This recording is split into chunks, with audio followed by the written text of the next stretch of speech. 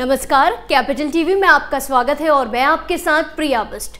वक्फ board में संशोधन की बहस जब से छिड़ी है उसके बाद से ही वक्फ बोर्ड का एक अलग ही स्वरूप देखने को मिल रहा है। वो कहीं पर भी किसी भी जमीन पर अपना दावा ठोक रहा है और अब तो हद ही हो गई, जिसके बाद वक्फ बोर्ड की मंशा पर एक बार फिर से सवालिया निशान लगने लगे हैं कि आखिर वक्फ बोर्ड कैसे किसी जमीन पर अपना दावा ठोक देता है। तो चलिए पूरी कहानी से आपको रूबरू करवाते हैं और बताते हैं कि आखिर क्या है पूरी कहानी जिसे वक्फ बोर्ड बुरी तरह से फंस गया है। वक्फ बोर्ड के नए दावे से मचा हाहाकार। क्यों वक्फ बोर्ड किसी भी जमीन पर कर रहा दावा? वक्फ बोर्ड ने एक बार फिर अपनी सच्चाई सबके सामने दिखा दी है और उसकी मंशा भी साफ तौर पर जाहिर हो गई है, क्योंकि इस बार वक्फ बोर्ड ने नए दावे से जबरदस्त सियासी कोहराम मचाया हुआ है। दरअसल केरल में कोच्चि के उपनगरीय इलाकों मनुम्बम और चेरई गांवों 400 एकड़ जमीन को लेकर गंभीर विवाद सामने आया है, जहां लगभग 600 परिवारों की जमीन पर वक्फ बोर्ड ने अवैध दावा कर दिया है। ये मामला धीरे धीरे राज्य की सीमाओं को पार कर अब राष्ट्रीय स्तर पर चर्चाओं का टॉपिक बन गया है। इस विवाद में मुख्य रूप से मनुम्बम, चेरई और पल्लीकाल द्वीप के इलाके शामिल हैं, जो कई दशकों से इन परिवारों की संपत्ति रही है। अब ये इलाका वक्फ बोर्ड की नजर में है, जिसे इन परिवारों को अपनी जमीन खोने का डर सताने लगा है। वक्फ बोर्ड का दावा और विरोध की शुरुआत। मीडिया रिपोर्ट्स के मुताबिक करीब 5 साल पहले साल 2019 में वक्फ बोर्ड ने दावा किया कि मुनब्बम, चेरई और पिल्लीकाल के इलाके उनकी संपत्ति है। ये इलाका न केवल केरल के 600 से अधिक परिवारों का घर है, बल्कि यहाँ विभिन्न धर्मों के लोग रहते हैं जिनके पास 1989 से जमीन के वैध कागजात हैं। इसके बावजूद वक्फ बोर्ड ने इस इलाके पर अपना दावा ठोक दिया है। इन परिवारों ने अपनी जमीन को वैध रूप से खरीदा था, लेकिन अब उन्हें जबरन खाली करने के आदेश दिए जा रहे हैं, जो उनके संवैधानिक अधिकारों का स्पष्ट उल्लंघन है। केरल कैथोलिक बिशप्स काउंसिल यानी कि KCBC और Syro Malabar public affairs commission यानी कि SMPAC ने इस मामले को गंभीरता से लेते हुए लोकसभा सचिवालय के सामने रखा है। दोनों संगठनों ने सरकार से वक्फ कानूनों में संशोधन की मांग की है, ताकि इस प्रकार के अवैध दावे भविष्य में ना हो। इन संगठनों के प्रमुख कार्डिनल बासिलियोस क्लेमिस और आर्क बिशप मार एंड्रयू थाजात ने अपने पत्रों में कहा है कि किसी भी नागरिक के संपत्ति के अधिकार और गरिमा का उल्लंघन नहीं होना चाहिए। ये समिति की जिम्मेदारी है कि वो कानून को निष्पक्ष और न्यायपूर्ण तरीके से लागू करे। साल 1902 से जुड़ी है विवाद की जड़। विवाद की जड़ 1902 में जाती है, जब शावरकोर के राजा ने गुजरात से आए किसान अब्दुल सत्तार मूसा गाजी सेठ को 404 एकड़ जमीन को 60 एकड़ जल क्षेत्र पट्टे पर दिया था। उस समय ये जमीन मछुआरों के लिए अलग रखी गई थी, जो वहां कई सालों से रह रहे थे।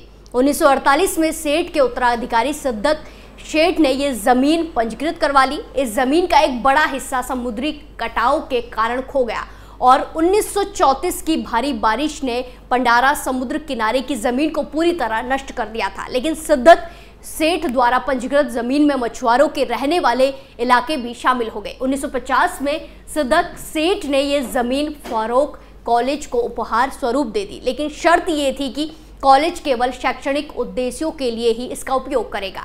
अगर कभी कॉलेज बंद हो जाता है तो जमीन वापस सेठ के वंशजों को लौटाई जाएगी। लेकिन दस्तावेजों में गलती से या जानबूझकर वक्फ शब्द लिख दिया गया, जिससे अब ये विवाद खड़ा हो गया है। वक्फ बोर्ड ने साल 2019 में किया जमीनों पर दावा। हालांकि वक्फ बोर्ड ने पहली बार 2019 में इस जमीन पर दावा किया, जब उन्होंने कहा कि ये जमीन वक्फ संपत्ति है।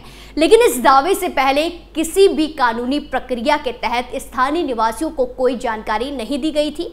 KCBC के सोशल हार्मनी और विजिलेंस कमीशन के सचिव फ्रा माइकल पलिकल ने बताया कि पहले ही निवासियों ने जमीन पर अपने अधिकार प्रमाण पत्र तालुक कार्यालय से ले लिए थे, जिससे उन्हें बिजली और पानी जैसी सुविधाएं प्राप्त हो रही थी। लेकिन अचानक वक्फ बोर्ड का दावा उनके लिए संकट बन गया। इस मामले ने राजनीतिक रंग भी ले लिया है। 27 सितंबर को मुनब्बम के वंची स्क्वायर में एक बड़े प्रदर्शन का आयोजन किया गया, जिसमें सैकड़ों लोग शामिल हुए। इसके साथ ही भारतीय जनता पार्टी BJP ने इस विवाद में चर्च और स्थानीय निवासियों का समर्थन करने की घोषणा की है। बीजेपी नेता शॉन जॉर्ज ने कहा कि मुनव्वम भूमि संरक्षण समिति की तरफ से आयोजित विरोध प्रदर्शन को हमारी पार्टी का पूरा समर्थन रहेगा। बीजेपी का कहना है कि यह मामला केवल जमीन के अधिकारों का नहीं बल्कि इससे बड़ी साजिश का हिस्सा है जिसमें चरमपंथी लोगों का हाथ हो सकता है। बीजेपी जिला अध्यक्ष KS शेजू और प्रवक्ता KVS हरिदास ने कहा कि ये मुद्दा न केवल स्थानीय निवासियों का है बल्कि राष्ट्रीय स्तर पर इसे उठाया जाना चाहिए। पार्टी ने यह भी मांग की है कि वक्फ बोर्ड की तरफ से किए गए दावों की जांच होनी चाहिए ताकि ये पता चल सके कि इसमें किन किन चरमपंथी तत्वों की भूमिका है। बीजेपी की राज्य इकाई ने केरल कैथोलिक बिशप्स काउंसिल और सायारो मालाबार चर्च द्वारा वक्फ एक्ट संशोधन के समर्थन का स्वागत किया है। बीजेपी नेताओं ने कहा कि यह मामला केवल ईसाई समुदाय का नहीं बल्कि इससे अन्य धर्मों के लोग भी प्रभावित हो सकते हैं। पार्टी ने संयुक्त लोकतांत्रिक मोर्चा UDF और वाम लोकतांत्रिक मोर्चा LDF से भी इस पर अपना रुख स्पष्ट करने की मांग की है। इस विवाद को लेकर राजनीतिक और धार्मिक संगठनों के बीच एक अनूठा गठजोड़ बनता दिखाई दे रहा है। बीजेपी के नेताओं का मानना है कि अगर वक्फ एक्ट में उचित संशोधन नहीं किया गया तो इससे भविष्य में और भी कई ऐसे विवाद उत्पन्न हो सकते हैं। दूसरी तरफ चर्च और ईसाई संगठन भी इस मुद्दे पर सक्रिय हो गए हैं जिसे मामला राष्ट्रीय स्तर पर गरमा चुका है। दिल्ली में बीजेपी नेता अनूप एंटनी जोसेफ ने कहा कि आज जब पूरे देश में वक्फ बिल पर चर्चा हो रही है तो लोगों को ये जानना जरूरी है कि केरल में 600 से ज्यादा परिवारों के साथ बड़ा अन्याय हो रहा है। जैसे जैसे ये मामला गरमा रहा है राज्य और केंद्र सरकार दोनों पर दबाव बढ़ता ही जा रहा है कि वो इस विवाद का समाधान निकाले। एक तरफ बीजेपी और चर्च की एकजुटता ने इस मामले को नया आयाम दिया, वहीं दूसरी तरफ स्थानीय लोगों का भविष्य अधर में लटका गया है। वक्फ बोर्ड और स्थानीय प्रशासन के बीच संवादहीनता ने इस विवाद को और जटिल बना दिया है। वक्फ एक्ट में संशोधन की मांग जोर पकड़ रही है और ये देखना दिलचस्प होगा कि सरकार इस पर क्या कदम उठाती है।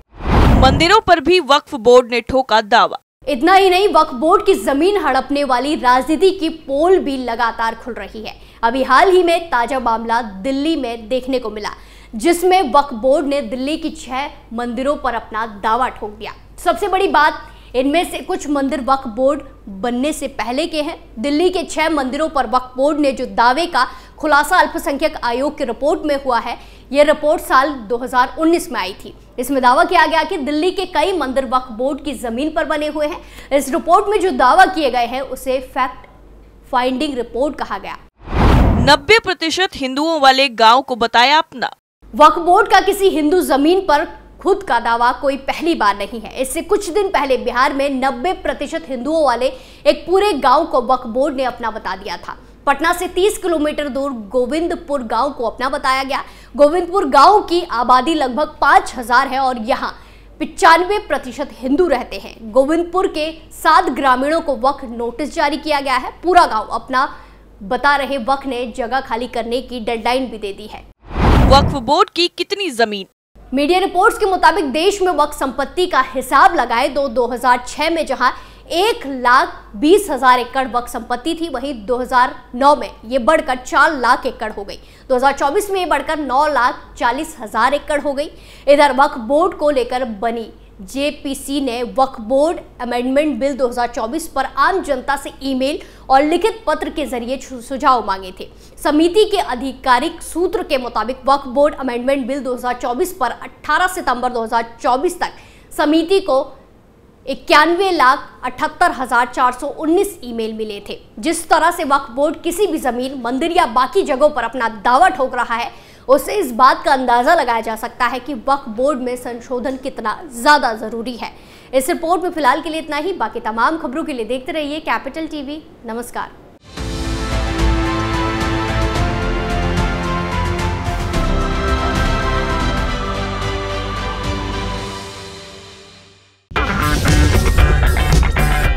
अगर आपको हमारा वीडियो पसंद आया हो तो इसे लाइक करें, हमारे चैनल को सब्सक्राइब करें और हाँ, बेल आइकन दबाना ना भूलें ताकि आप तक हमारे वीडियो की नोटिफिकेशन पहुंचती रहे।